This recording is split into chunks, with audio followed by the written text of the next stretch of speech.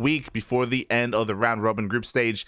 And that means that every one of these matches means that much more. I'm of course your host Light VIP, and with me I'm joined by the one, the only, the lovely plushies beneath me. Hello, welcome everyone to the stream. And we have quite a banger of a matchup to kick things off. Two of the stronger teams in the league. We have Onsyde Gaming going up against Team ABYDOS. Puppy. It was so difficult to predict. Shout out to the people that did of course predict over on our Discord server, as we do have predictions open for these team league matches. And oh god, I feel like a lot of these are going to be close. And we're going to be kicking things off with Nightmare versus Maru. To quickly go over all of the matches tonight, or sorry, all the matches in this match at least, or the lineups I should say. We have Maru versus Nightmare, Ryung versus Cure, and we end things off with Solar versus Creator. Oh my god, so many good best of twos. And if this is your first time watching, these are best of twos. Overall, it's a best of 7, but between the players, they do play out 2 matches. Regardless of how game 1 goes, they will play out that second game as well. And to kick things off, Maru versus Nightmare in a TVP. And I'll be honest, I had a hard time predicting for this, because of course Maru is one of the best players out there. He got his S rank back. He got it back. Let's go. Fun fact, Maru, he was an S tier player, and then last week he was stripped of it. He was stripped from the S tier, but now he is back, and we are diving into this game. And in the top right hand corner for Onsyde, it's Maru. In the bottom left hand corner for Team ABYDOS, it is Nightmare. Ooh. All right, let's go. Yeah, Maru was stripped of his title. He was stripped of the S rank for a couple of weeks, and it looks like they have given it back to him. So for those who don't know, the WTL admins, they do update these scores on a weekly basis. They have been updating them, so keep an eye out for some numbers, and maybe you'll see a couple of tweaks here and there. But yeah, it's great to see they they allowed Maru back into the S tier, because of course he deserves to be there. But yeah, you know, maybe they were a little bit fickle about his performance, or his lack of performance in the ESL Masters Summer. But regardless, he was able to get it back in the end, and now he's going to be going up against Nightmare. We can see we're just stretching. Oh my, Maru, he's wearing his pins. Let's go. I don't think he's done that before. That's really cool. Standard openers, by the way. I say standard openers. It is a double gas opener from Maru, so he's going to be being a little bit more aggressive across the map. Going to be going for a faster factory instead. But on his shoulder, or on his breast, shoulder breast area sort of thing, I don't know if you can see, there are a bunch of pins there, and those are his GSL pins. Whenever you win a GSL, you do get a pin alongside the trophy, and alongside, it's kind of like, I think there are like some sports where you get like rings. In GSL you do get pins. So I believe those are his GSL pins. He has 6 of them. He's won 6 GSLs, right? I know he's won at least 5, but he has 6 pins. That would make sense, unless he also has a Pro League pin as well. But I don't think Jinair ever won Pro League, to be fair. Regardless, that's really cool. I don't know why the special occasion, but yeah, he's flaunting them. As we are getting into this opener, we were talking about it earlier, as it was a double gas opener, so we do have a prioritization of that factory here for Maru. So again, he's looking to be a little bit more aggressive. Already have the reactor on the way, and there is that starport, I imagine, to kick things off with a drop. Before that does occur, Maru, he's scouting with his Reaper. He's looking for a proxy Stargate. Nightmare isn't really one to cheese too much in this matchup, but Maru doesn't want to get caught off guard. Again, he's respecting Nightmare quite a bit. The reason why I had a hard time picking between these two players is because Nightmare has been looking damn good in the TVPs. He's been knocking down players like Björn, knocking down players like Gumiho. Nightmare, it's been really impressive to see him in this matchup, see him flourish, see him, yeah, really quote-unquote cause upsets. I do think that this is probably his best matchup. I do think that PVT is where Nightmare really thrives, and I'll be honest, I'm sure he either wanted Maru or Ryung. I'm sure he would have settled for Ryung when they kind of settled on their lineups. But yeah, like I'm pretty excited for this. Pretty damn excited. Meanwhile, it was a Twilight Council opener here from Nightmare. We have Blink on the way. We have, oh, there we go, additional gateways as well. There we go. It is going to be a 4-gate Blink opener from Nightmare. You can see 3 gates in production. 1 gate is already done. So this is going to be very aggressive from Nightmare. Very committed as well. This isn't all in, but you are, of course, in the face of the Terran, and you're looking to kind of snowball and get even more damage once you defend against the initial drop. Drop is moving out across the map. We're actually not just dropping with those factory-based units, but we also have a couple of Marines mixed in as well, so pretty committed here. Of course, they are vanilla Marines, and the mines are hoping for some shots. Here we go, Maru is sneaking out across the map. So far, unscattered by Nightmare. He does have a couple of Stalkers getting distracted by the Reaper, but there we go. He does take note of the drop and is going to be able to respond in time. But here we go, the drop does come in. The first mine does get borrowed here into the main base. Second mine as well. Shots are going to be going off. Marines do drop into... Oh, no, we came back too soon! We came back too soon. 11 probes are going to be going down already, and that is unacceptable damage at this level of play. That is far too much. Not like this, not like this. But alas, with 11 probes going down, Maru, this drop has more than paid for itself. Alas, the Marines did distract. Nightmare was unable to really get eyes on that Widow Mine. And that's a pretty phenomenal start here for Maru. Behind this is, of course, transitioning. He's working on the rest of his production buildings. Should be working towards a 3-1-1 setup. Meanwhile, Nightmare's across the map. It was a 4-gate, remember, so I'm sure he wants to be active, but after what just happened, he doesn't really have a lot to work with. One Adept is going to be doing some damage, and I think that's one SCV kill. It's okay. We have high ground vision as well. We can blink into the main, but there is a tank waiting. Oh, tank shots are going to be going off, and yeah, Nightmare, he doesn't really manage to do much of anything here. Oh, a little bit of misattention from Nightmare as well. He will lose. Oh my god, 3 Stalkers go down. These are expensive units, especially considering it was a 4-gate opener. The third base is delayed as a result, so we weren't really going for an economic opener to begin with, so to lose so many probes early on, to lose these Stalkers as well, this is a disastrous start for Nightmare. Now, can we recover? Sure. Possibly, yeah, but a lot has to go right for Nightmare. Like, he has to maybe catch some tanks on siege, maybe find a vulnerable position here, but the tanks of Maru are repositioning. He's covering both his main and his natural. It's gonna be difficult to really find a weak point. Maybe he can catch his opponents as he moves out. We can see Nightmare, he throws down 3 more gates. It looks like he's setting up for a 2-base all-in. Nightmare continuing to not throw down that third is a massive tell here that obviously he knows that he's gonna have a hard time transitioning economically, so he's just gonna double down. As I say that, a probe is headed towards the 3rd base location, so it looks like he wants to expand. Meanwhile, these 2 Marines, it's only 2 Marines, Papi! And another 3 probes go down.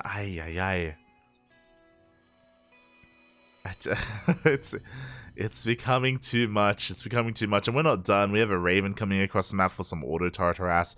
Storm is on the way, which will help, definitely. A Storm can make up for a supply deficit, especially if you do find some really juicy connections. Meanwhile, Nightmare, I assume that he was taking a 3rd, and there we go. 3rd base is now on the way at the 7-minute mark. A very late 3rd for the Protoss player, but it looks like he just wanted to be safe. Wanted to make sure he didn't die early on to any kind of committed push. Again, a little bit distracted. The Raven harass 3-4 more probes. Ugh. Yeah, I'm afraid to look. I mean, thankfully I can't look. It's up to the observer to have a look at how many probes have died this game, as even more probe damage is being dealt here in the natural. The target firing 9 more probes. If you're a probe in the chat, if you're a Protoss in the chat, look away, Papi, look away. It's not, this is not safe for Protoss, Papi, not safe for Protoss. As Maru is now in the midst of moving out, we have another drop being sent in towards the main base. Nightmare, his attention is focused across the map. He's being active with his Stalkers. He could try to go for a bit of a counterattack and maybe punish that 3rd base.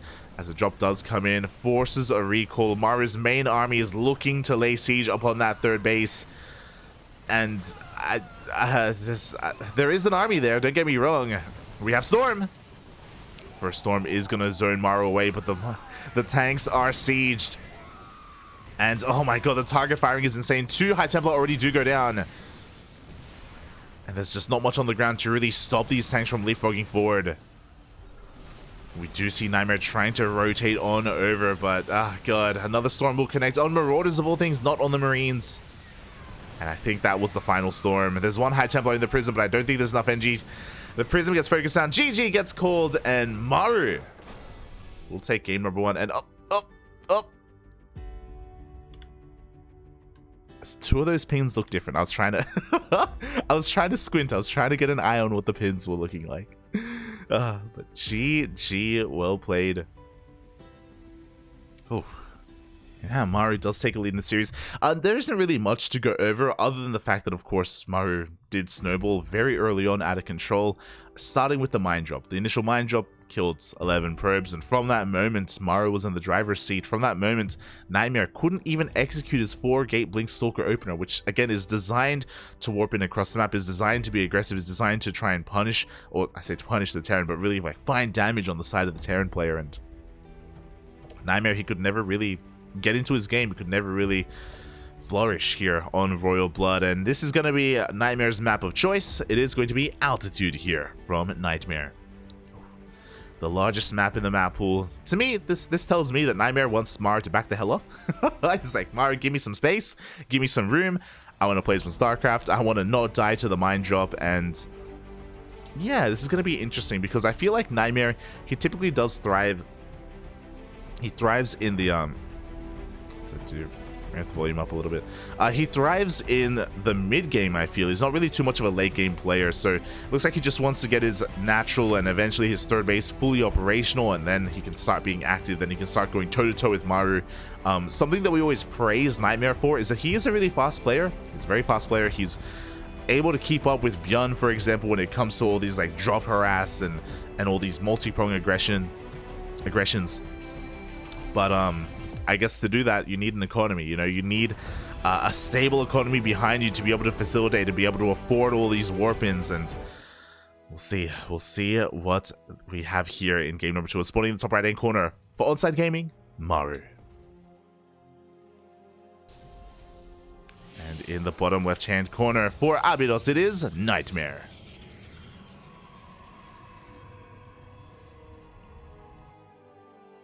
Hello, Rowdy. Welcome to the stream.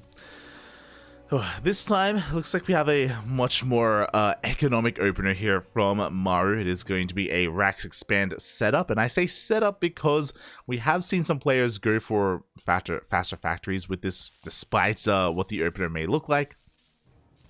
But Nightmare is just trying to be as annoying as possible, trying to delay the CC for as long as possible as well, with something like a pylon block, maybe even force the CC to be off-center as well. Just, you know, using that probe to be a bit of a pest and getting some revenge because the probes, they had a hard time last game. They had a very hard time. As the probe is going to be locked into the main base, there is no way out. And this is going to be quite a brutal loss here for Nightmare because this probe is designed to live. It's designed to get a rescout later on as well to try and figure out, you know, if there was a CC and what other units his opponent is working with. But yeah, the probe is going to go down, and oh, this is why it was important. With the death of that probe, Nightmare doesn't know if it's a Rax Expand or not, and even though I was saying that it looks like one, we see a factory thrown down instead. A big delay on the CC. It's going to be thrown down on the high ground as well, just to keep it hidden. And Nightmare, he doesn't know how greedy he can be. He doesn't know how attentive he needs to be when it comes to the early game aggression. Oh. As back at home, we're on Altitude. I wouldn't be surprised if we do see a Stargate opener, but thankfully, thankfully no Stargate. Thankfully, it is going to be a Twilight Council opener here from Nightmare. So it looks like once again he wants to go for those Blink Stalkers. Oh. Makes plenty of sense. Again, he was just unable to really play out his game in the first map, and I'm sure he just wants to get into that and really prove himself, to everyone else as well, that he can go toe-to-toe with someone of the likes of Maru, that he is merely an A-tier player, Kappa, or at least he deserved to be. As the Adept is going to be shading across the map. Back for Maru, we do have our 1-1-1 setup, Marine production continuing. We do have a tech lab on the way for that factory. Are we going to see an add-on swap? We're going to go for Faster Raven. We could even go for a Banshee opener. I know that Byun and Maru have been playing around a lot with Banshee openers in this matchup, but no, it is going to be the medevac. Okay. So we are setting up for a bit of a drop. Oh, even a tank drop at that. Okay. You have my attention. Tank is on the way. Meanwhile, across the map, one lone Hellion slips by the defenses into the main base. Mineral line is going to get surrounded, but the damage has been done, or it's worth it. The Hellion was able to confirm the tech, sees the Twilight Council, sees the Blink researching. Now Maru is fully aware of what his opponent is up to. Meanwhile, Marines are going to be pushing out. The medevac has arrived. The tank just popped as well. And I imagine, yep, there we go. Maru, he does load it up. He's just zooming across the map as we speak with everything he has. And again, this has gone unscouted. Again, for all Nightmare knows, it's a Rax expand, right? It was a faster CC. Oh god, with this Xel'Naga tower, it looks like he barely does spot the drop. With that, he's going to be able to slow this down already. The medevac taking a couple of hits. But the tank has been revealed. One Stalker instantly gets focused down. Oh. And we blink on forward. The tank will barely go down. Does get another volley off. Will take down a second Stalker. But with the death of that tank, Nightmare will survive. Whew. Very nicely done. That could have been so much worse. He averted disaster in the end. And again, a lot of this was because of that one probe. Was because of the Xel'Naga. Nightmare was able to be a little bit more proactive with his Stalkers and was able to shut that down. Meanwhile, I was talking about a Banshee opener in TVP earlier and how Maru and Beyond they like to do it. There it is. Usually they open with it, but yeah, we do see the medevac first into the Cloak Banshee, and these Cloak Banshees, they can do a surprising amount of damage. They obviously delay Raven production, so there's a bit of a downside, of course. Ravens are so valuable in this matchup. They can provide so much utility to the Terran army, but Maru is going to be delaying that Raven in favor of some Banshee harass. Oh boy. Before that happens, we do see Nightmare diving into the main base. He's going to be delaying some of the production here, which is great and all, but there's not too much back at home, and we can see there all the units lost tab on the left-hand side. 3 probes already do go down. Cloak hasn't been revealed yet, if I'm not mistaken, and we may just be waiting for the second Banshee to rock up. Oh. Meanwhile, Nightmare just going to be taking his third base. It looks like he went for a 2-gate opener into a third, so very economic here out of Nightmare.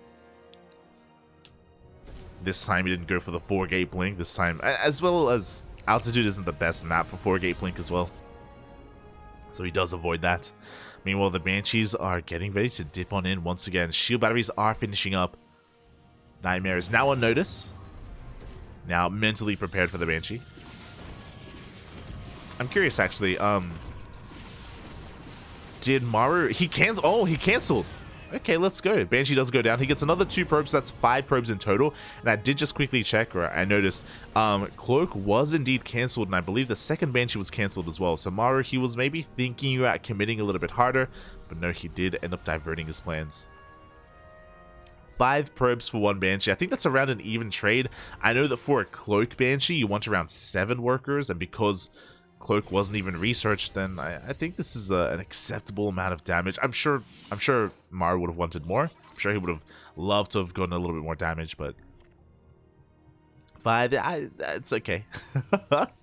It's alright. As Maru does have his third base on the way, 1-1 on the horizon as well. Ghost Academy is thrown down, and with those ghosts, he's going to be ready for the High Templar. He's going to be ready for the EMP, for those storms with those EMPs. Thankfully, for Nightmare, he isn't going to be solely relying on those storms. For that AoE, for that splash damage, Nightmare is also working towards that Robotics Bay for Colossus production, for even Disruptors. We'll see if Nightmare is going to be a little bit risky. There are some Protoss players out there that do go for, or they prioritize Disruptors. Meanwhile, that's a Storm drop. That's a Mine drop. That's a Zealot. That's a Marine. So we got some drops coming out, and hopefully we can keep up with them. We have 3 mines headed towards the third base of Nightmare at the same time. Oh, that scan, I believe, did spot that Prism, which is a pretty important scout. Here we go. The mines are diving on forward. We do have a reaction. Oh my god, with the feedbacks, the medevac goes down. Oh, we get 1 mine shot. Oh my god. No! Nightmare, he reacted. He thought he pulled away, but he wasn't able to get out of range. That's unfortunate. He did everything right. He shut down the medevac. He split his boys. 9 probes still go down. Smooch. Meanwhile, we do see the storm drop across the map as well. Trying to find some damage. One storm was half decent, but we have to be very careful. This is a very expensive war prism, and there we go. We have the EMP. This prism has to get the hell out of there.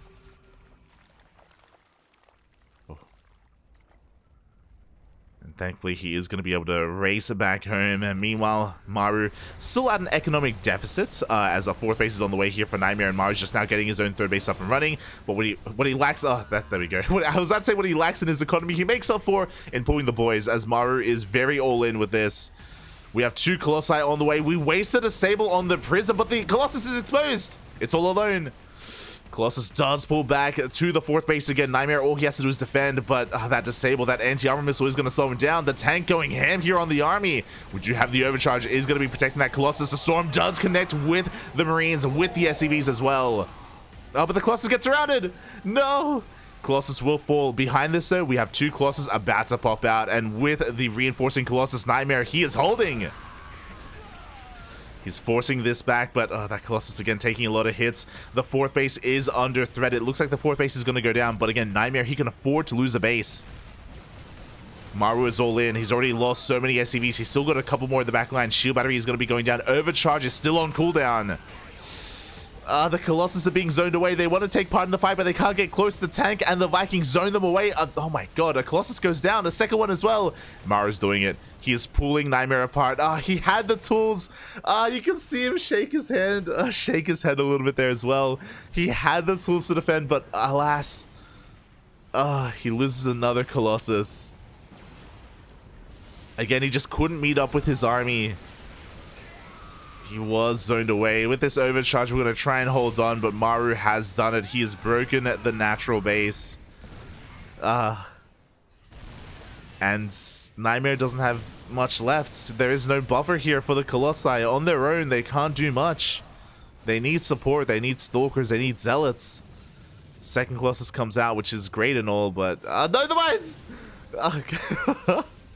Mine shots do go off. 4th base is going to be going down. Oh my god, the mines even take down one of the Colossus. A very expensive loss for Nightmare. Okay, he is consolidating his army. He now has support for his Colossi. He can fight this, actually. He can fight back Maru. Oh, very nice blink there with that Stalker. He's still in this. Again, Maru is down to 23 workers. Nightmare lost the base, but he still has a 3rd up and running. Maru was unable to kill his opponent. But that was a shaky hold. Oh god, let me tell you. I mean, Nightmare, mate, you saw it on the camera. He was ready to tap out, Poppy. He was done. But no, he barely does force back Maru. He's in a better economic position. He has a decent army with 2 Colossi. He lost all of his High Templars, so no Storms are remaining. Nightmare needs time here to just regroup and rebuild. Zealot Rambai, unfortunately, is going to run into the army.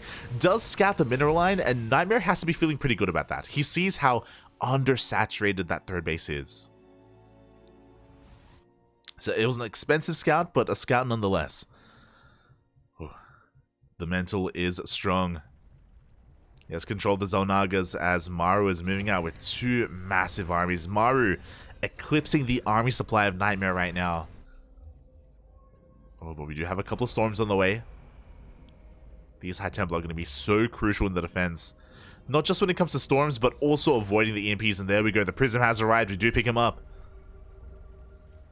God, but Maru's army is insane. He's up 40 army supply. He's got EMPs. He's got a Disable, I think. So one of these Colossi is... Oh, God. He couldn't even disable the Prism. Uh-oh. What's he going for? There we go. Oh, the EMP! No! Oh, that was a tough decision to make. High Templar go down. We get the disables off on the Colossi, and it looks like Maru is going to be able to just roll on through.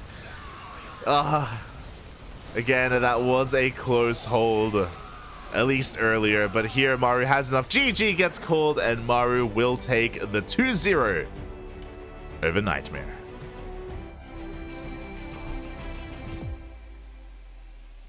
Are they all GSL pins? I'm still like trying to get a zoom in on them. But with that, a solid start here from Maru. My condolences to Nightmare, especially game 1. Let's be real, game 1 was a little bit smudge, right? Like, nothing went right for Nightmare in game 1, where just probes were falling left and right, to the mine drops, to the marine drops, to the Raven harass. It was just not his game.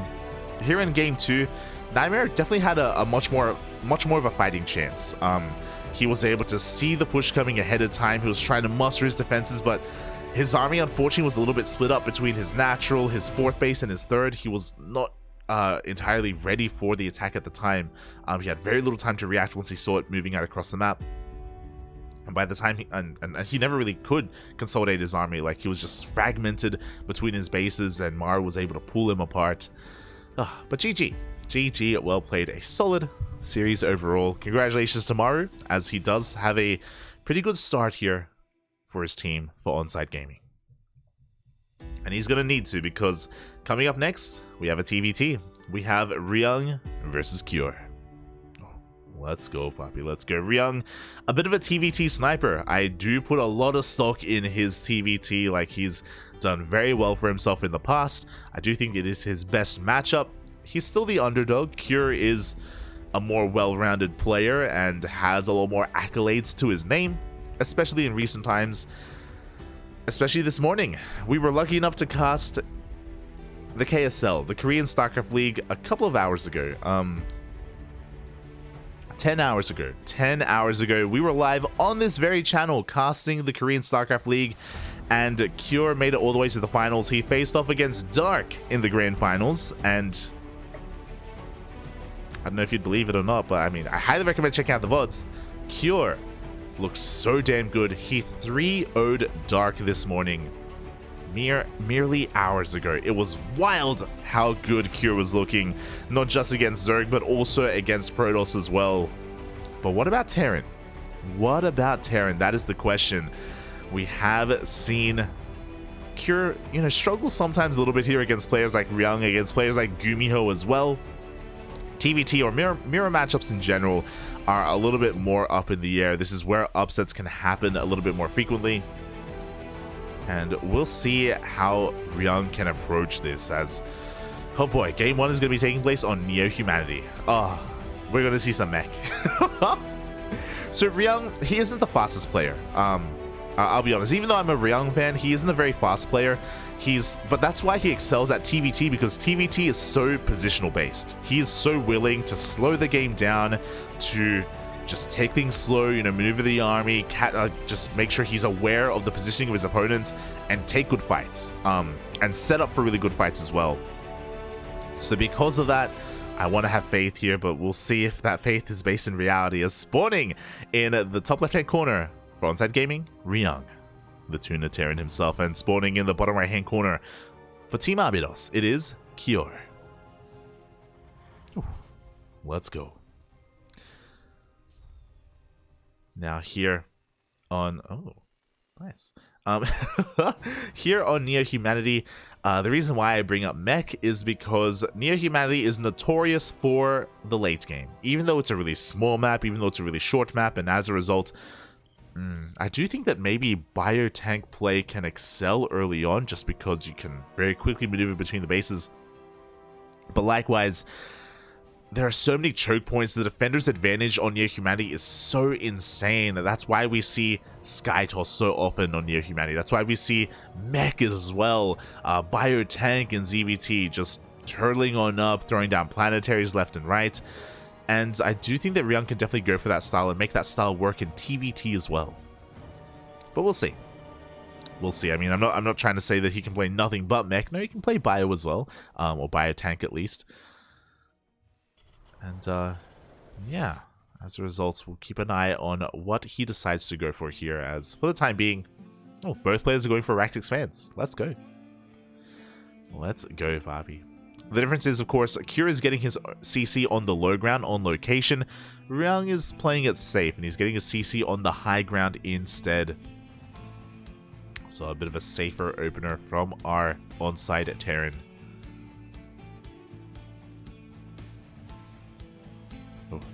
As back across the map, we do have Our initial Reaper is just scouting the map, just making sure that there's no proxies, that nothing crazy is going on. Typically, it's really risky to move out with your first Reaper just because you don't know if your opponents went for like a double Rax opener and double Reaper production. So Cure, he just waits for a second Reaper before he is active on the map. And oh my god, Cure is being so greedy. Let's go. I love this. I feel like Ryung, he has a little bit of a reputation when it comes to how he approaches some of these matchups, and going for a fast third CC like that, I don't know if Ryung is really the kind of player to try and punish him. As one SCV is already going to be going down, the second SCV barely is saved, diving into that gas geyser. Cure is being forced back. Catching up in the chat. Cure 3-0 Dark? I bet Eric is teaching Cure. True. True, Papi, true. Yeah, Cure, he actually delayed his factory and he delayed his starport as well, just so we can rush into this third CC. So very economic out of Cure. Of course, he's going to be staying on 2 bases a little bit longer, but he's going to be able to produce workers, get his orbital up and running, and eventually take his third at a very crisp timing.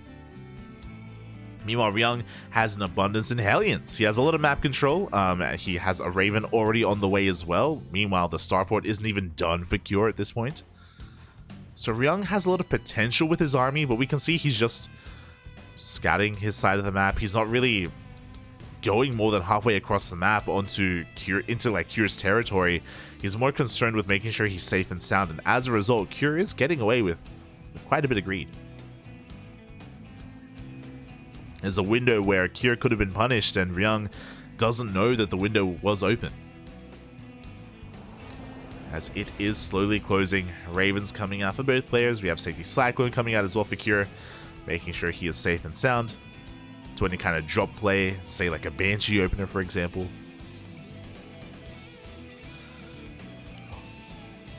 And yeah, things are just going to be slowing down from this point.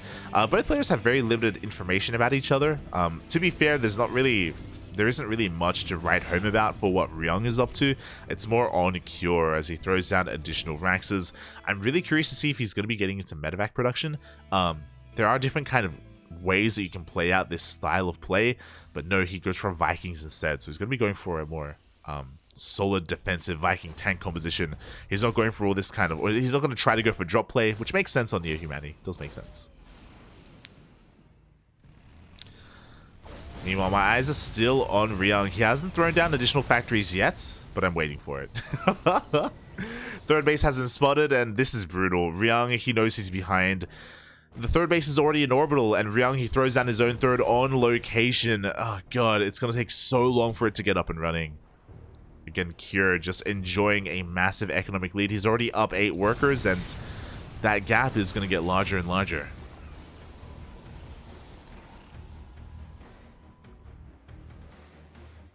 You can see Ryung, just trying to find a way in. Trying to find a way to, in some way, hinder the economy of Cure. And yeah, he's just having a really hard time doing so. Takes down some of the critters on the map, and yep, there it is. Look, we did kind of call it at the start of the game. Factories are on the way. Ryung is playing mech, and again on Neo Humanity it makes sense. It does make a lot of sense, and I feel like Cure read him like a book. I feel like Cure, just because of the kind of player that Ryung is, like it made sense to just go for a very fast third base and even land it very quickly as well. Ryung couldn't really do anything about it, and as we can see when it comes to his composition, his soon-to-be mech army, it takes a really long time to really get rolling as well, and Cure has so much freedom to saturate his third, even get a fourth base up and running, and yeah, get into his own army.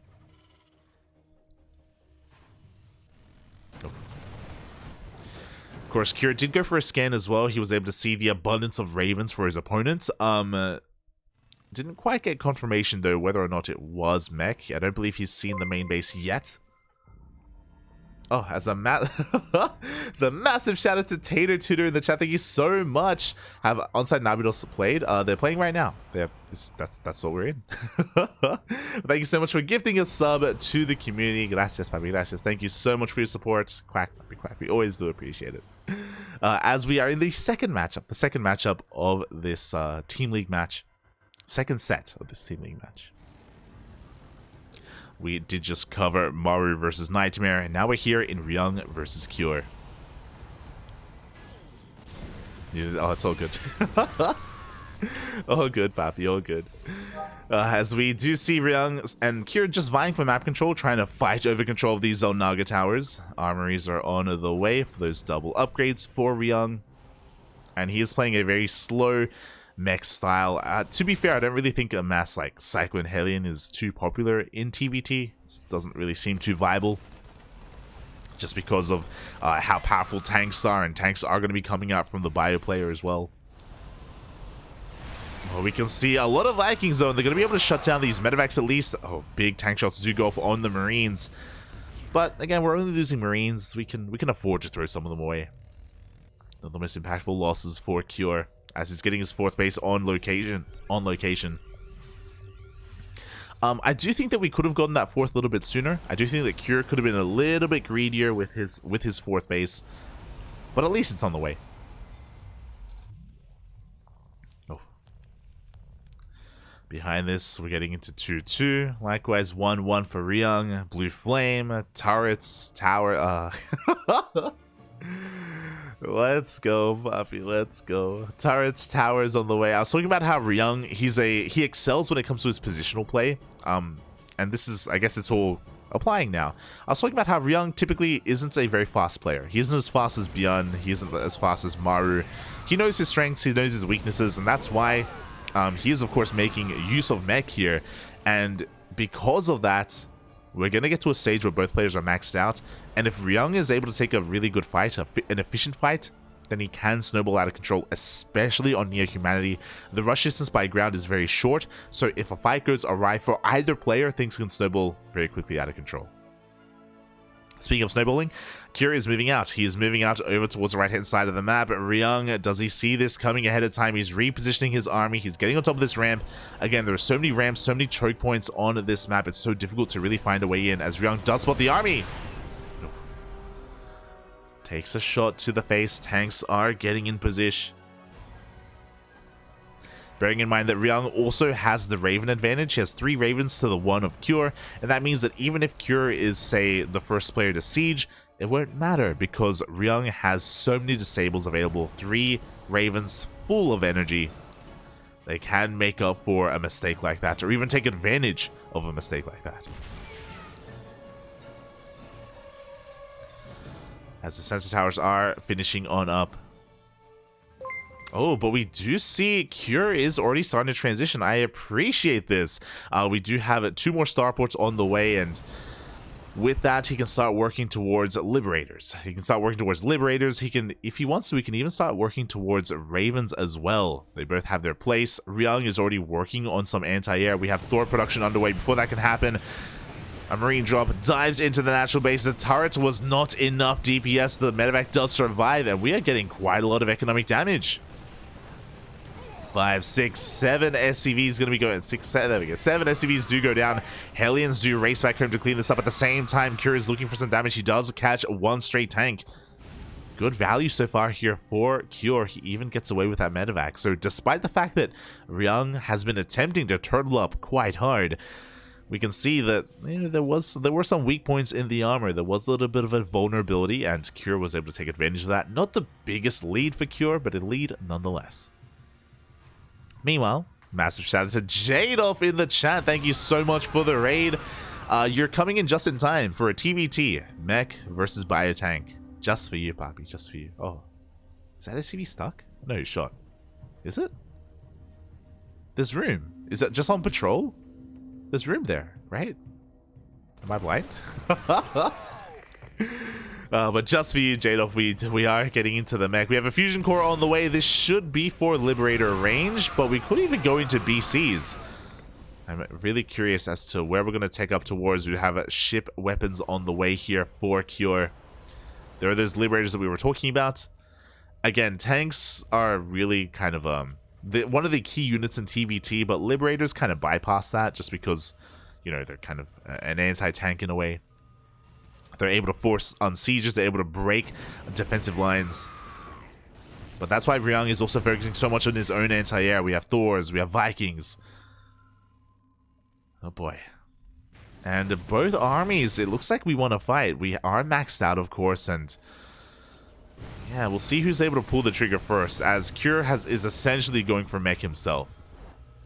Now, unfortunately, Cure will have an upgrade deficit just because he started with Bio.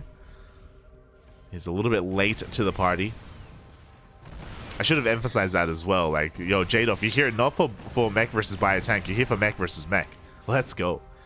It was going to be Bio Tank. Then we gave up on that, as we do have a couple of disables being thrown down. This is what I was talking about. So many tanks out of commission. The Thors are pushing on forward. We have an anti-armor missile on the Vikings of Ryung, and it looks like Cure is going to dominate the battle in the air. But what about the battle on the ground? As we land the Vikings, and they're doing what they can, but Vikings against Thors are going to do nothing, and Ryung completely rolls over Cure. The army supply plummets in favor, plummets for Cure, and now it is heavily in favor of Ryung. The Thors putting in a lot of work, taking down every single Viking, not just the Thors, but the Sables. I was talking about it earlier. Ryung had 3 Ravens to the 1 Raven of a Cure, and the Disables really did render essentially half of the tanks, more than half of the tanks of Cure, completely inert.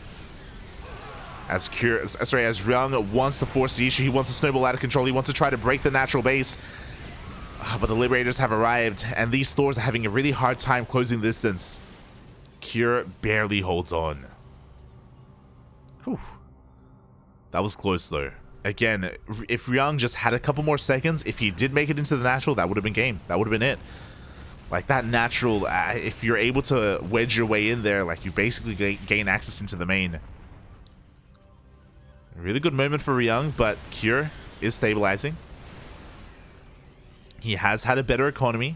He's going to be able to rebuild. And I do think that it would be good to go back into Viking production. I think we invested maybe too heavily into these Thors.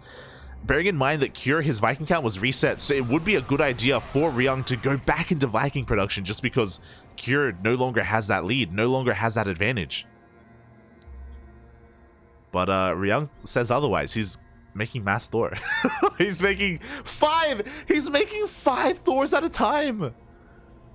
They're gonna get stuck on each other. Yo, Thors be thick.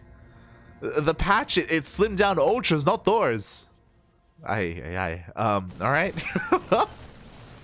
Let's go, Papi. Let's go. Now, this could work. I just worry because we don't really have a lot of, like, we were talking about choke points earlier, and there are a lot of choke points on this map. I can envision a fight where Ryung is waddling on in, and he's got, like, 5 Thors firing, and every other Thor is like stuck behind them, like trying to get in on the action, and they're just tripping over each other. Like, yeah, I'm concerned. But we'll see. We'll see how Ryung is able to handle this army composition, how he's able to maneuver himself and try to get on top of the mass liberator of his opponent. Good, the Thors are here. That's a lot of Thors. Oh god, that's a lot of Vikings and Liberators as well. Jesus. Alright. This could work out in favor of Ryung. Not gonna lie. Definitely good. Oh, as these Thors are getting picked off one after the other, Marauders just completely chew them up. Mate, what can your Thors do in the face of like a couple of Marines and 2 Marauders? Man with gun is too strong. The planetary goes down as well. The power of man with gun. Cure pushing on forward. Yeah, he's here ahead of time. Look at the freedom. The liberation zones have been thrown down. And Ryung can't step into that. Even if he did, he'd be stepping in like 1 Thor at a time. They're so slow.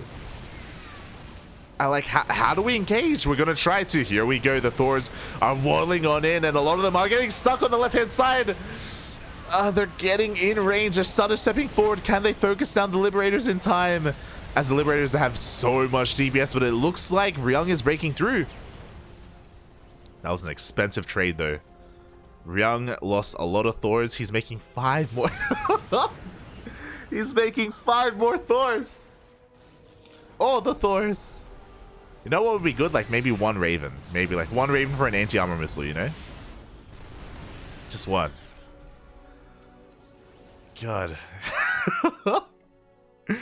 I mean, that wasn't a bad fight. To be fair, I mean, I'm actually not sure if it was a bad fight. I would love to see like a battle report to see how many Thors we lost in that, because I want to say the Thor count was kind of cut in half. Visually, it seemed that way. And that's not cheap. That's quite expensive. Quite expensive loss here for Ryung. Speaking of expensive loss, he needs another base. He lost that planetary earlier. He needs to expand either on the right-hand side or retake the base on the left. He doesn't have a bank. Doesn't have a high SCV count either. And I mentioned it before. There we go. Ravens are in production for Ryung. I do think they have a lot of value right now, especially with Vikings in the air to support them. Like, whether it's an anti-armor missile, whether it's a disable, I do think that these Ravens can come in clutch for Ryung. I mean, they basically won him the fight earlier. Meanwhile, a former order hit squad gonna be rolling on over on the left-hand side, taking down a gas geyser, which is very important here. Gas so crucial for the meching Darren. We are like ground mech versus sky mech. Shaking my head. Oh, as I say that, like, these bio drops are doing a lot of damage. Like, Kira's going back into Marine Marauder production, and like, he's doing so much with this. With 3-3, Poppy, he just annihilates that orbital.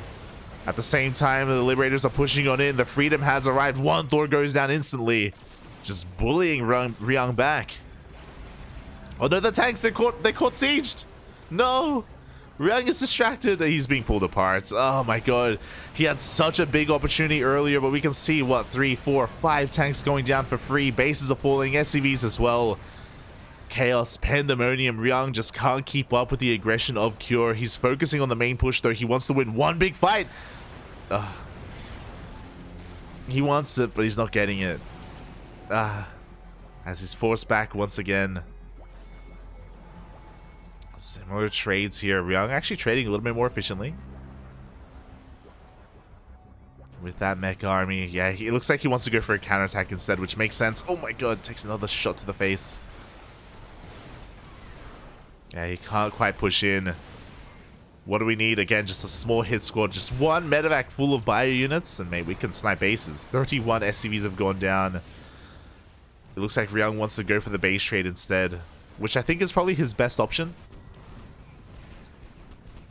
He's trying to force these Liberators out of position.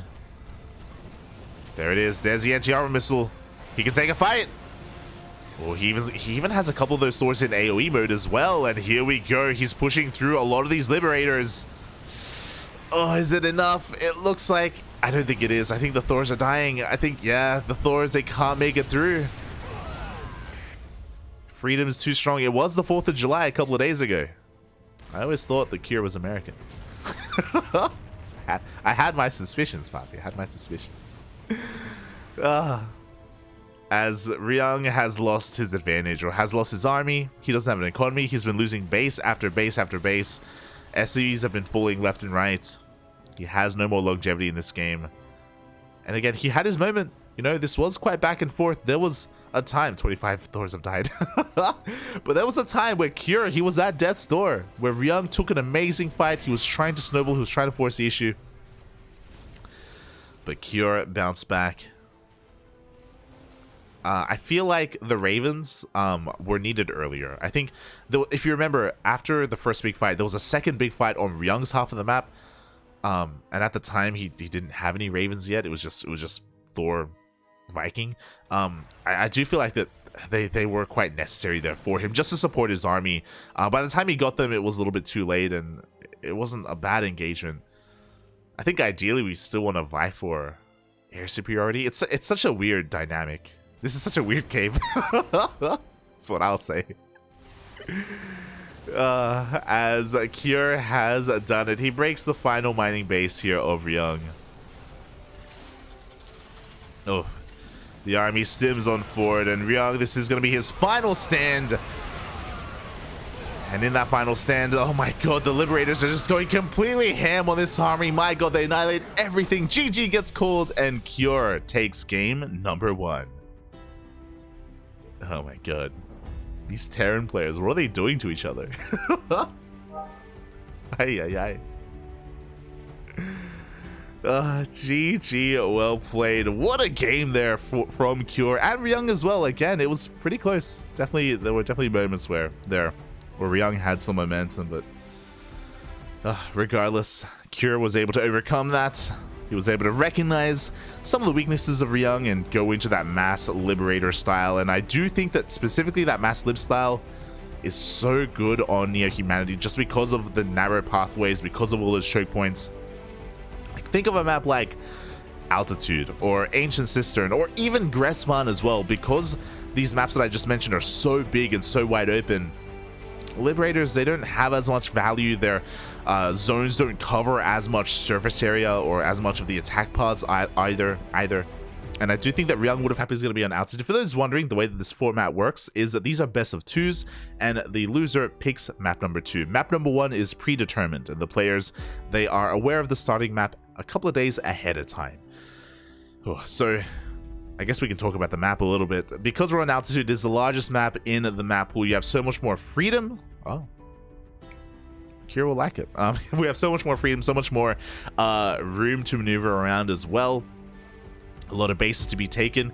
In a way, you could argue that it can be harder to defend your fringe bases, especially if you're a meching player. It can be a lot more difficult to keep up with the drop play and the drop style of Cure. And we saw that work wonders already on Neo Humanity on a small condensed map. Imagine how well that works on a map like Altitude. So there's a bit of a give and take. On the one hand, drop play is that much more potent.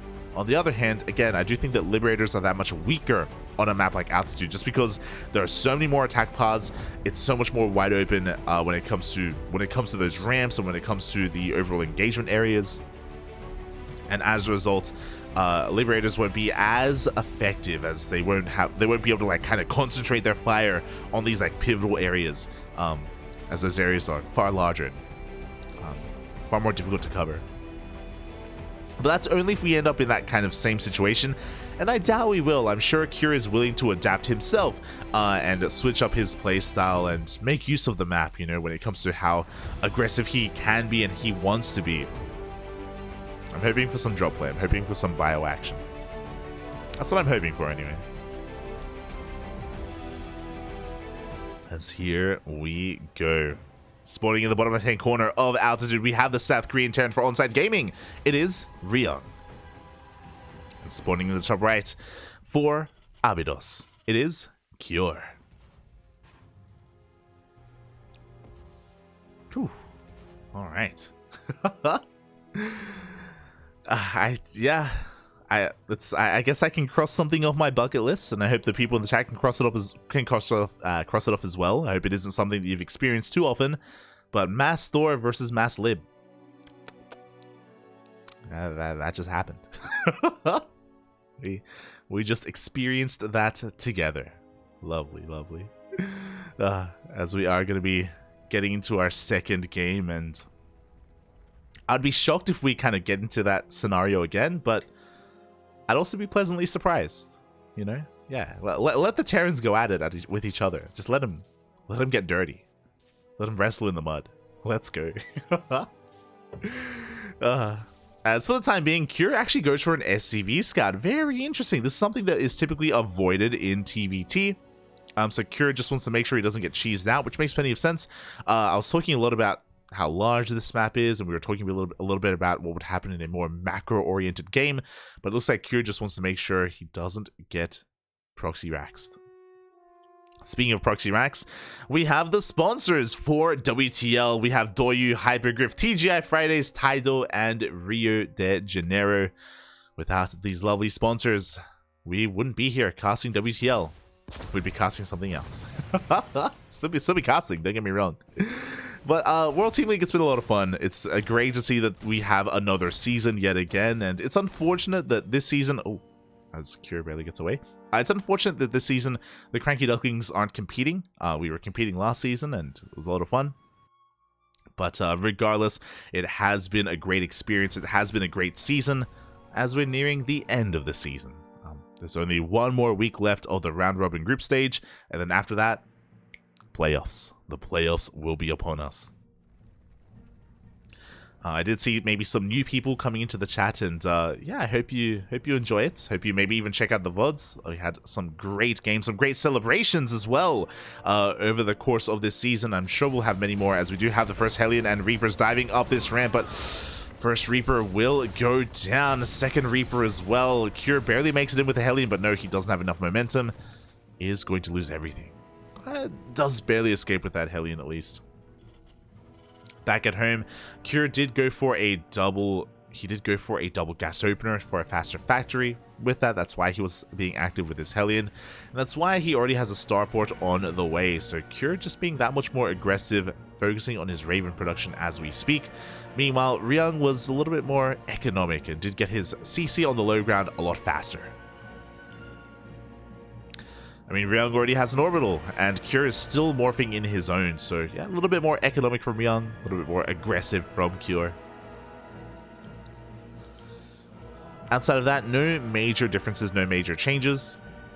We'll keep an eye on the overall... Oh! Hello there. We'll keep our eye on the overall unit composition. If you remember, Game 1... Cure had an amazing start. If you remember, Ryung was very passive, he was very defensive, and Cure got away with a giga-fast third CC. And here in Game 2, Ryung is doing the same. He's going for his third CC as we speak. I would say this is a more risky move to do against Cure, because Cure is one to be in your face. He is one to be active on the map. So I do think... Oh my god, as... Ryung? Did you see that? He's crazy. He's making Stin. It's not mech. I don't know how I feel about that. Okay, so Ryung, it looks like he's had enough of the Thors. He's had enough of the mech. He's, you know, one and done sort of thing.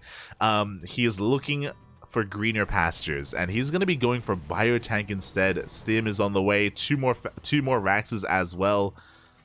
3 more Raxes even, and yeah, you love to see it. Let's go. Vámonos, papi, vámonos. So, yeah, Ryung is going to have quite a timing here with Stim. There is going to be a window where he will have Stim and his opponents will not. Cure is going for a bit of a later timing with his own. The reason for that is because of all these Ravens. We have a triple Raven opener here from Cure. It's almost like a role reversal. Almost. Cure is still playing Biotank, don't get me wrong, but like... Yeah, he's gone for these 3 Ravens. They have so much potential for harassing damage. Like, they have so many auto turrets between them. Cure, he wants to annihilate that mineral line of Ryung. He wants to dive into the main and get that damage. He has to be careful. There is a Cyclone patrolling, and losing a Raven is an expensive loss. But with 3 Ravens, we should be fine. And here we go. We have the disable on the Cyclone. We throw down the auto turrets immediately. Ryung trying to go for his own counter turrets. Marines are coming on in. Good reaction out of Ryung. I think he lost 1 SCV, if that. Ooh. Definitely could have been a lot worse. Oh, does he have enough energy for more? I think he does. Up. Up. Is he fake? No, he does. Is he faking him out? Or does he have enough for 1? I think he has 1 auto turret in that 1 Raven. Ryung is going to be able to force that back. A lot of lost mining time, though. To appreciate it here from Cure. As Ryung is taking a much faster third base, so in a way, it's like we're evening things up. You know, Cure, he had to do damage because Ryung's third was so fast. Ryung, because his third was so fast, it's okay to lose a couple of SCVs, and it's okay to have some lost mining time. It does. Unfortunately, it means that Ryung doesn't have as much of a lead as he would have liked to have had, but, you know, things do even up. Likewise, Ryung is across the map with his double drop. Stim has finished off for both players. Ryung is going to be threatening a drop into the main base. He does pick up, he does dive on in, and what do we have at home to defend? Add-ons are exposed. The mineral line as well. The Marines, they do Stim on forward. Oh, they only get a couple of SCVs for their troubles. They're going to be able to get a depot and a couple of Marines as well. Cure overextending. Oh my god. As the drop is going to be able to get the hell out of there, and that was a lot of value from Ryung. He killed a turret, he killed a depot, he killed 4 SCVs, lost mining time, and he lost 2 Marines. Like, he didn't lose much at all. So very nicely done by Ryung, as he does consolidate his army, getting ready to maybe even lay siege upon the third base.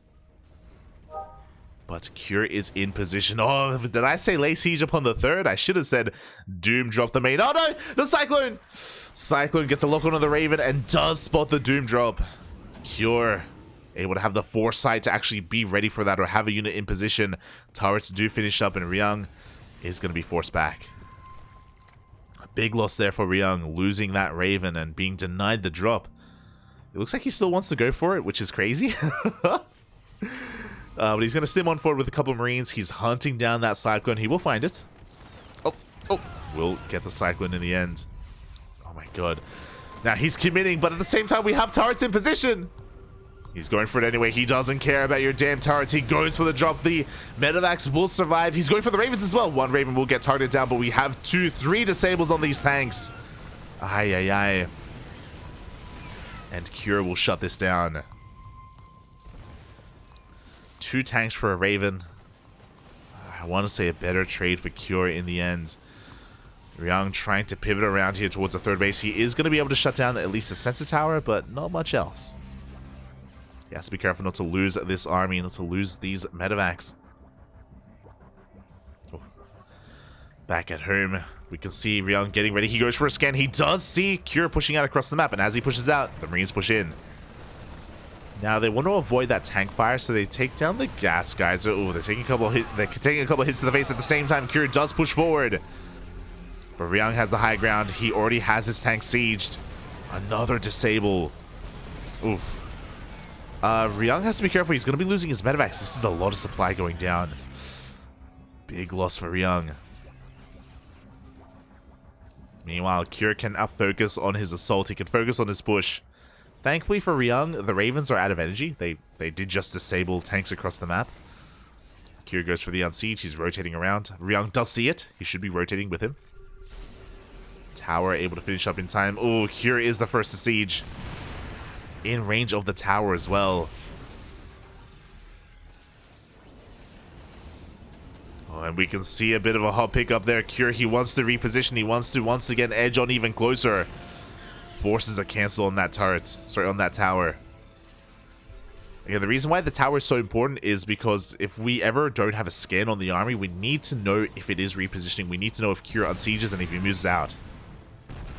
A better start here for Ryung. Able to take down the tank. But these Ravens, they can disable.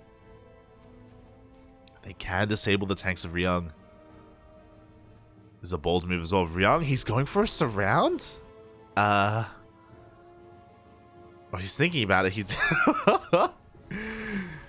definitely thinking about a counterattack of some kind with his Marine army, but that means his army's out of position. The Marines, they stim on 4. They take down 1, 2 tanks. Ugh. And Cure, he will lose all his Marines, and Ryung is going to be able to capitalize on this. He shuts down the tank line of Cure. Oh my god. Now the question was Ryung out of position or was it a bait?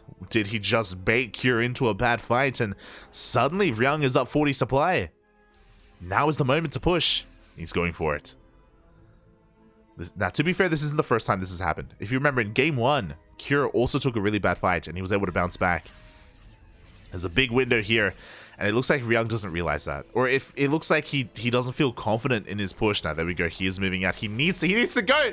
Go, puppy, go. Ah. There we go. He sims on forward. We do see a sense of urgency here for Ryung. There are 2 tanks in position, and it looks like they do siege up in time. Oh, big tank shots are going to be going off on the army of Ryung, but no, he's pushing on through. He is pushing on through. He breaks the third. GG gets called. And Ryung fights back, putting a point on the board, taking a game off of Cure. Let's go, Papi. Let's go. Ah, the Tuna Terran himself. He doesn't need no mech. He would like to, but... GG, well played. Oof. A pretty important match, to be honest. I would say that Cure is the ace player of ABYDOS. He is the ace player for his team, and for him to not get the 2-0, for him not to keep up with what Maru just did, ABYDOS is in a rough spot. ABYDOS is in a really rough spot here. Really, that really is a big blow to his overall score. Shaking my head. The World Team League admins, they're having too much fun, Bobby. They're having too much fun. Feels bad, man. Feels bad. Look, I know Creator, he's known for being an emotional player, but no, he doesn't have 6 mental, okay? He has a strong mental. Why? Because he comes back, okay? He comes back for more. He fights back. He doesn't give up. Let's be real. Let's be real. Is he emotional? Sure. But that's why we love him. That's why we love Creator. As we are getting into this and spawning in the top left-hand corner of Gressfan for Onsyde Gaming, it is Solar. And spawning in the bottom right-hand corner of Gressfan for Team ABYDOS, we have Creator.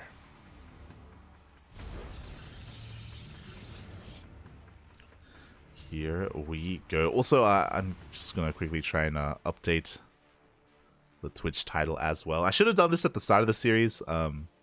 I'm just going to try and add the teams that are facing off right now.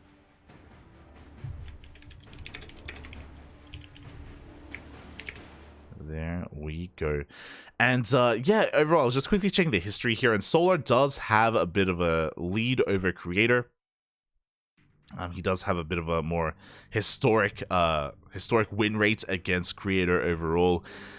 But again, that doesn't mean that he can't take a game. That doesn't mean that Creator can't fight back. The problem is that Creator has to win 2 games in a row. That's the problem, as... oh my god. As Creator is going for a gate expand.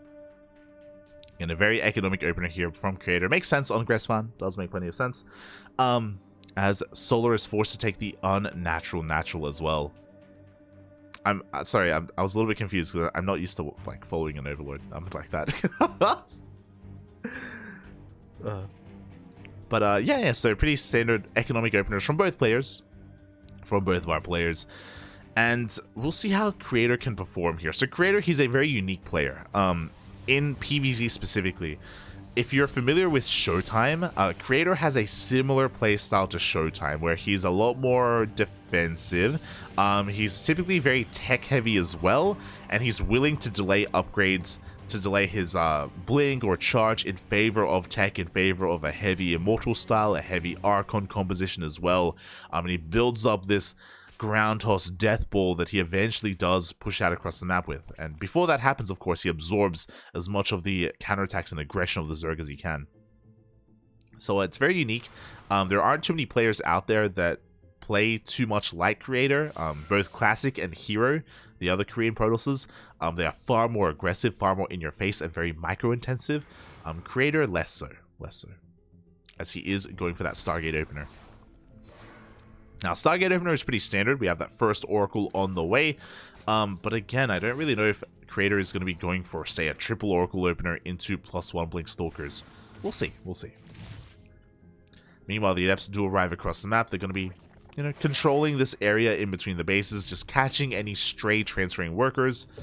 And they do even dive into the main. They can one-shot drones, and 1 drone already goes down. A 2nd drone as well. Even a 3rd. This is too much damage. Oh my god.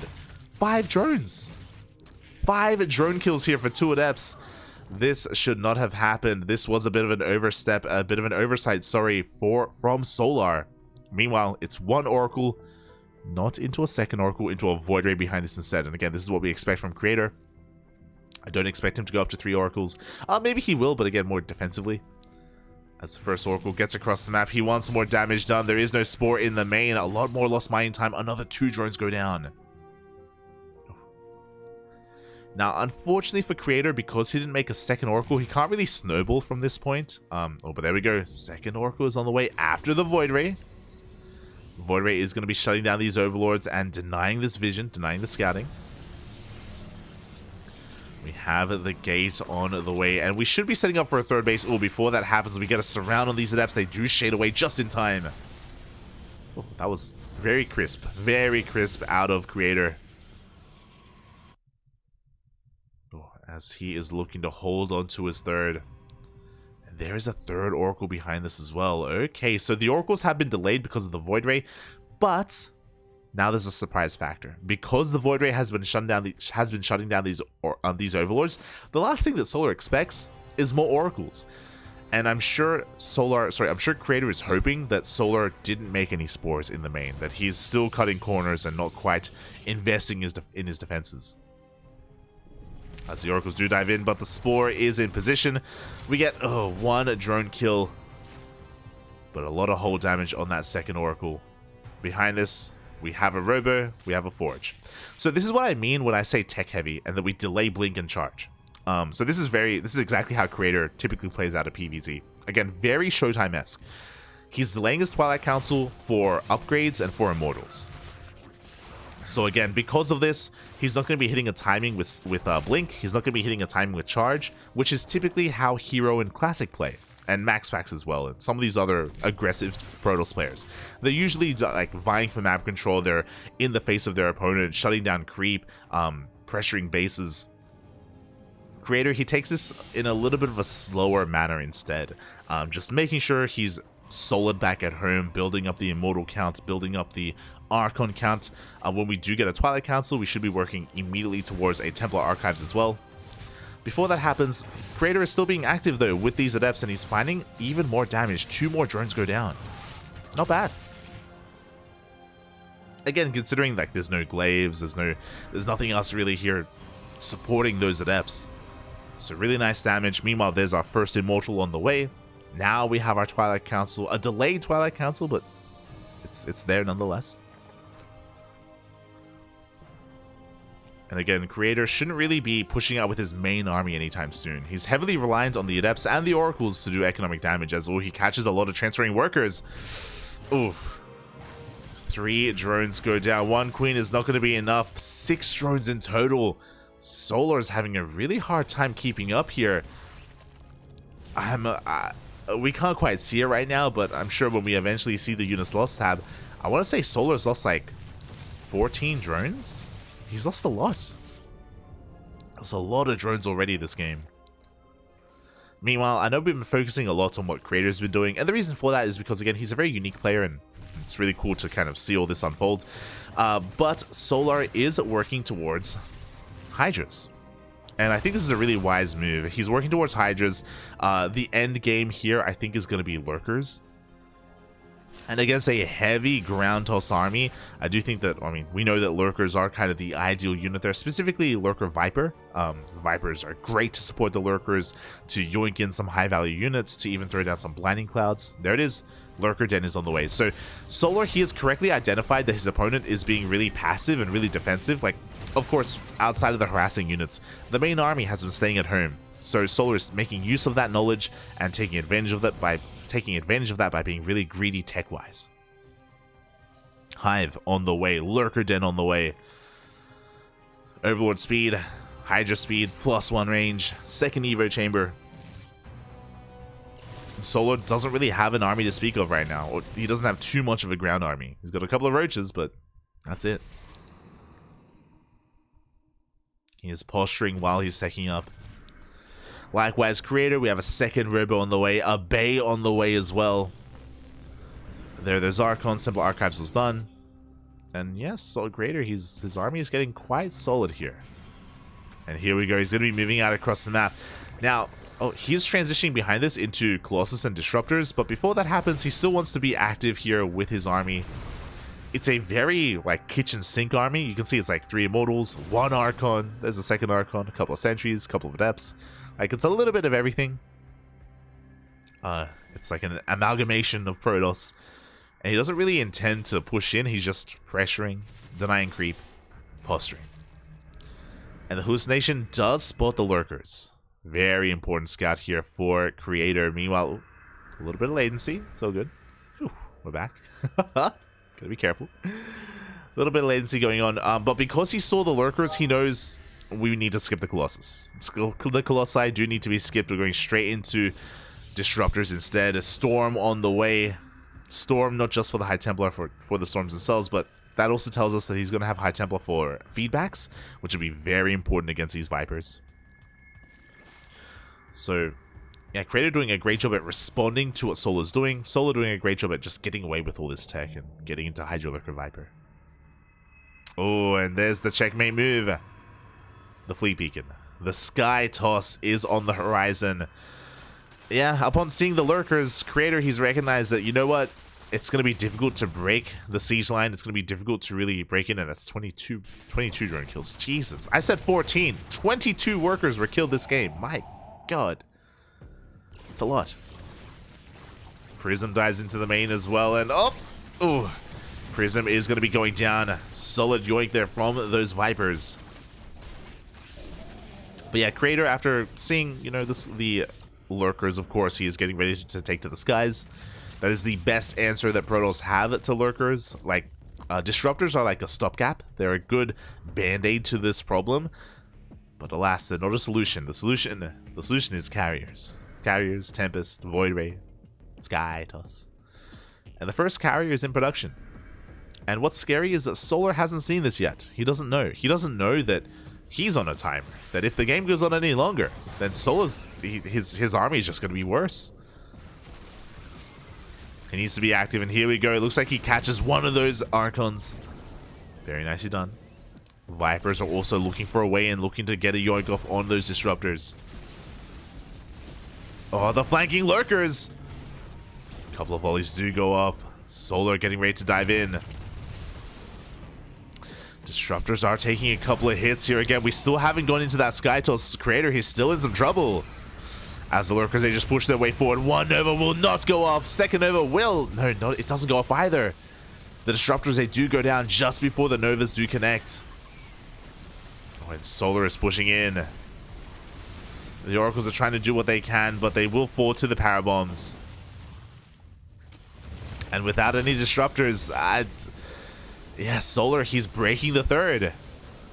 And the problem is that we really don't want to show the carriers yet.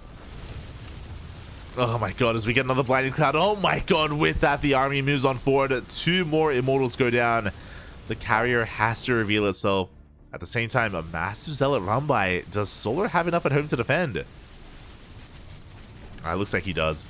Looks like the Hydras do turn back around. This will be an efficient trade for Creator. But he loses his third. He loses his mineral line. Oh. He's going to be slowed down here as he tries to get to mass carriers. And carriers in a low enough number can be dealt with by the ground army, by the Hydras, by the Vipers. Speaking of, here we go. The Vipers are on the way. They're looking for those Abducts. Massive Nova goes off on the Lurkers. Oh, big Storm as well. There it is. 1 Abduct, 1 dead carrier. We have another. But the -400 does appear. And Creator is going to be able to push on through. There is no detection. We don't have any detection at all. Likewise, we need to deal with this Lurker. But Creator barely holds on. He cleans up all the Lurkers, and Solar needs to think about transitioning. Oh, never mind. We got 13 more Lurkers on the way. We do have a Spire. We do have +1 air attack, so Solar is getting ready here to deal with that Skytoss army. Oh, the Ling counterattack does deny this third base once again. Doesn't allow it to get up and running. These things will be cleaned up, but again, Solar's doing a great job at just buying time. Solar has now remaxed, I believe, on still a Hydra Lurker Viper army, which again can deal with low amounts of carriers. Oof, that's a massive Nova does go off. Here we go, the Vipers do rock up. They do focus down that mothership. The -400 does come in. Does occur, I should say. Mothership goes down. Lings go for a bit of a counterattack as well. Solar looking to pull apart Creator. He's got to be careful. He needs to respect these carriers, but he does join them forward, and both carriers will go down instantly. But with these 5 remaining carriers, it looks like Creator is... Sorry, 4 remaining carriers. It looks like Creator is going to be able to clean up every single one of these Hydras. And as long as he has detection, he can clean up this army. That's a big if. Yeah, and Solar's going to get the hell out of here. He does waddle away with those Lurkers. At the same time, the ground army of Creator is going for a big counterattack. But the center base goes down. Creator, he's running out of money. He's running out of an economy. He only has 1 mining base. Like, he's running out of patches in his natural and his main. And now the Corruptors arrive. Yeah, this is going to seal the deal. There's nothing to support these carriers. 1 goes down. A second as well. We have the Yoinks. We have the Abducts. And Creator is going to lose everything. Oof. Yeah, GG gets called, and we even get a bit of a fist bump towards the end. Oh, we have a Ling on the cup, as Solar will take game number 1. GG. After a really shaky start. If you remember, at the start of that game, Creator was doing so much economic damage. His Adepts, his Oracles, he was pulling Solar apart. He was... Yeah, Solar just couldn't keep up. But in the end, Creator... in the end, the Lurker transition did quite a lot there for Solar. He was able to hit just before Creator got into the mass amount of carriers. And Creator, after he lost the third base, Solar made sure to never allow Creator to really get his economy going. And with that win, that's it. GG, well played. Onsyde Gaming will take the series 4-1 at least.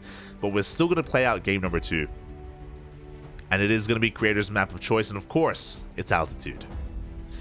So for those wondering, you do only need 4 wins to take the series here in WTL, and that was the 4th win for Solar. We mentioned earlier that Creator had to win 2-0 to force the ace match for his team, and unfortunately he could not do it. Solar was just able to overcome the might of the Sky Toss.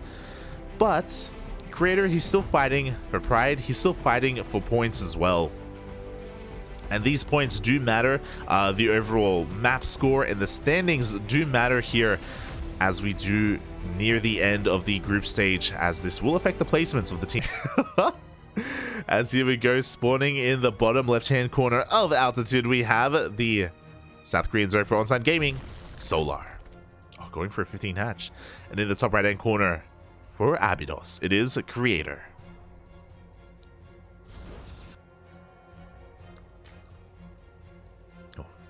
Let's go.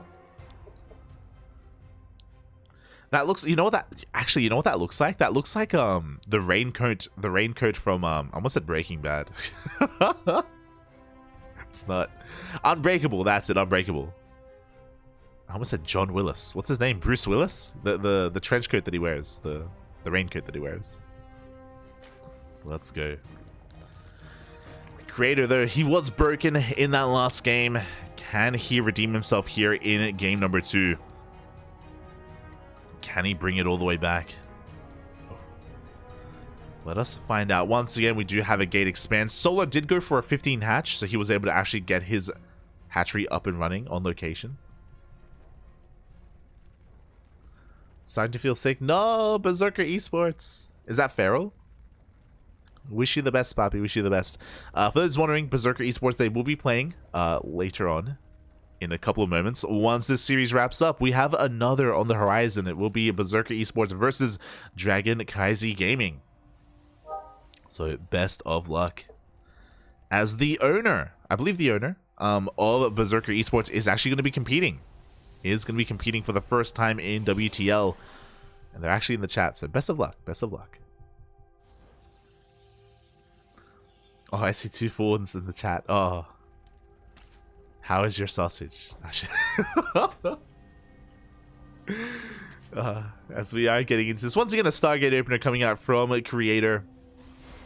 We'll see if Creator can have as much success this game as he did previously. And what I mean by that, if you remember, Creator, he killed 22 drones, died last game. Off of purely Adept harass and Oracle harass. The Oracles lived. The Oracles didn't even die, by the way. It was crazy how much damage Creator was getting, how efficiently he was trading. Oh, it's a lot to live up to. It is a lot to live up to. As the first Oracle is being produced as we speak.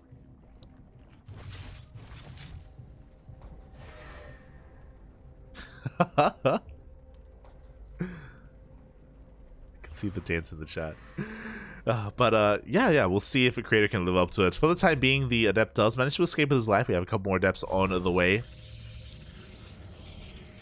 Oracle in production. But no, this is a bit of a double-edged sword. This map is a double-edged sword. Just I should, yeah, eat my words a little bit here. We do have an Oracle coming out, sure, just like the previous game. This time it's not a Void Ray. This time it's a Phoenix from Creator. Now, I don't think he plans to make multiple Phoenixes. I think the reason why we have a Phoenix instead is just because the map is so large. He wants to try to hunt down Overlords as quickly as possible. Of course, the Phoenix can also support this army. The Phoenix can lift up a queen and can allow the Adepts and the Oracles to wreak a little bit more havoc and actually, you know, even snowball out of control at one of these bases. They can join forces and, yeah, it can be terrifying. As the first Overlord goes down, ooh, that's a bit of a supply block there for Solar as well. Really was not expecting to lose that, as he's finally able to break out. Meanwhile, the Oracle doesn't find any drone damage, but does find 3 active tumors. Not too bad. Is able to shut them down and, yeah, just delay Solar a little bit further. Oh. Let's go, Papi. Let's go. Creator, he throws out a second Stargate and he's making Phoenixes. I'm getting some flashbacks. We actually saw Creator versus Ragnarok. I think it was in the GSL qualifiers of, yeah, the GSL qualifiers, Creator versus Ragnarok, where Creator did go for this. He went for a double Stargate Phoenix opener.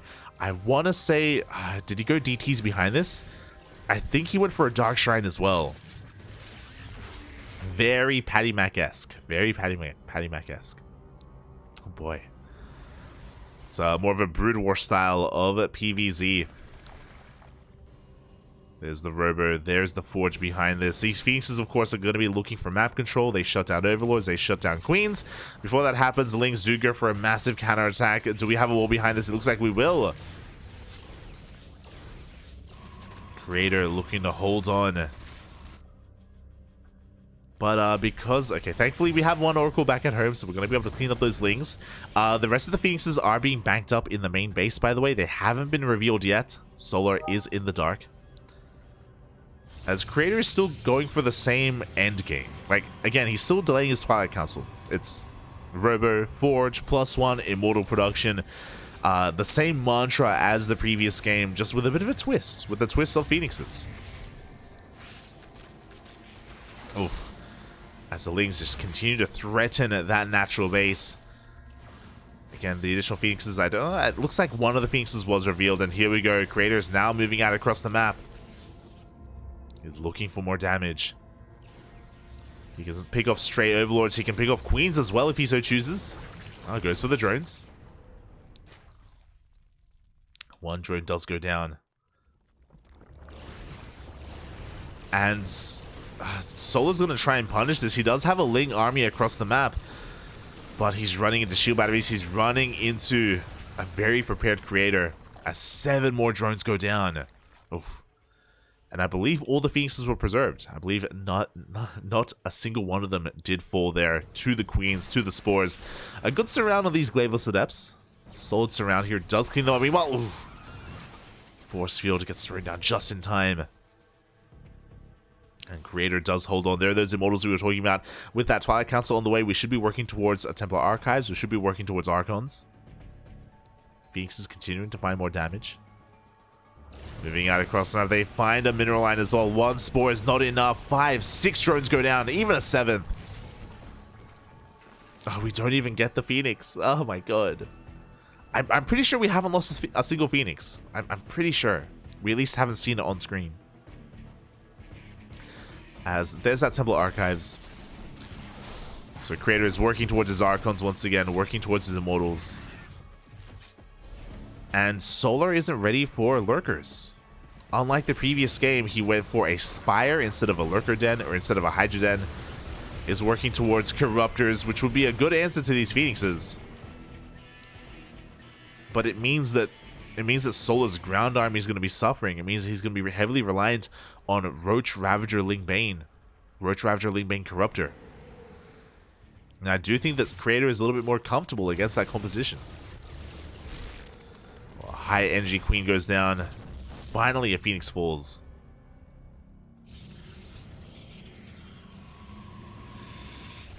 And as the Corruptors hit the field, we have Archons. Archons, the perfect unit here to protect these Phoenixes. Now, Creator still has to be careful. This makes me so anxious. Okay, there we go. I'm like, wait, mate, we're moving out on the map with this? Okay, we do pull back, thankfully. More cannons and shield batteries are on the way.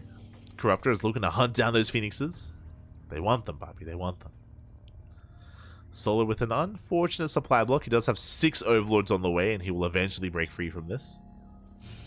As the Corruptors, they bypass the army. They're going for Storm. And they're going to get it. They are going to deny Storm, and that is huge. That is a massive pick off here for Solar. Meanwhile, across the map, the Phoenixes, they dive into the mineral line. They're going to be able to pick off a couple of workers. 5 more drones go down. Ooh, the Overlords as well. Not too bad. That doesn't quite get them, though. Goes for the Queens instead, and the Transfuses will keep the Queen alive, just barely. A little bit longer, but it still will go down. As we are forced to recall the hell out of there. Oof, Creator forced to rebuild that Templar Archives. Restart Storm. Without Storm, this Lingbane army, Lingbane Roach army, is it has a lot of potential. Has a lot of potential. Oh boy. Not like this, Papi, not like this. As the army is pushing on forward, wedging itself in between all 3 of these bases. Now, Creator can set up a surround. He's not too far behind in army supply, but the bases, they roll on in. The mineral line is going to go down, and regardless of where the probes went, there were Banelings waiting for them. Archons are doing what they can, but there is no shield battery. There is no overcharge. Oh, a lot of Archons do fall. Now, this is going to trigger a counterattack. Creator, he just lost his economy. He just lost 20 workers, but he has a large army. He's got a big, beefy army with Immortals, with Archons, with Stalkers. Not with Storm, unfortunately. Storm should be with this army, but it's not quite there. And now Solar's in danger. Now he has to defend against the All-In, which is easier said than done. As we do have more Banelings on the way. Corruptors doing what they can here against the Phoenix's force fields are thrown down. The Banelings are rolling on in. And the Banelings will find their connections. Oh, it is enough to force back these Immortals. We expose the army, and Creator, he's running out of steam. He's got to keep on pushing. But he just can't. There's so much waiting for him on top of this ramp. Creator going for another warp in behind this. He's got 5 Immortals, a couple of Zealots. He's pushing into 13 Roaches, and so many Banelings. 29 Banelings. Once again, they roll on in. And sure, the Banelings, they aren't the best unit here against Immortals, but they're good enough. They take down the Sentries, take down another handful of Immortals as well. There's only 2 Immortals left. And Solar can always back off. He doesn't have to commit. He doesn't have to defend this location. Regardless, he will. And Creator just doesn't have enough. He's trying desperately to push in again. He is all in. He's doing it for himself, for his team, but he just can't quite do it. The Prism goes down. We had a second... It's okay, we had a backup Prism. We were expecting this scenario. It's all good. But with the death of the Immortal, that is the death of the main army. GG gets called, and